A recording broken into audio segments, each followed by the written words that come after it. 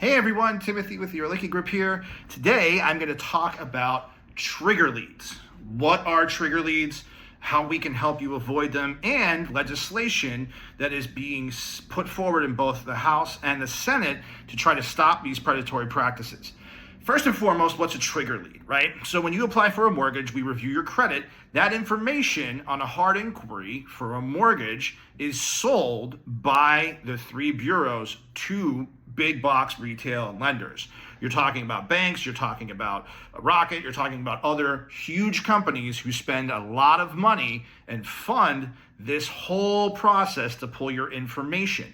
Once you pull credit for a mortgage, if you don't take steps that we help you take, you can get inundated with literally hundreds of phone calls. There is no restriction on this. There is no number of limit that they can do. They can literally sell this information to multiple different people at the same exact time. They offer it up to the highest bidder, and then all of those people start calling you and reaching out to you to try to get you to apply for a mortgage with them.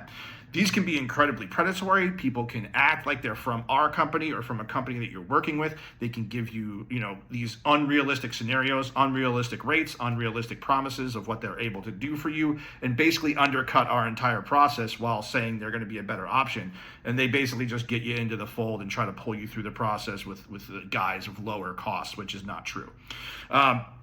Secondly, how do we help you avoid these trigger leads? There is a system that we can help you throughout the process. We actually opt out earlier than when we review your credit. We help you opt out, or we can give you the instructions on how to opt out of this process.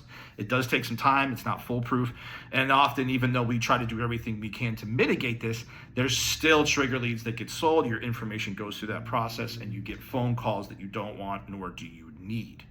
We're never going to stop people from shopping us. We feel here at the Orlicki Group, we feel very confident about the service and the costs and the rates that we provide. So we're never going to say, hey, don't shop us, but we don't want you being inundated with predatory cold calls. It's number one, incredibly annoying, and number two, really tricky to figure out what's happening.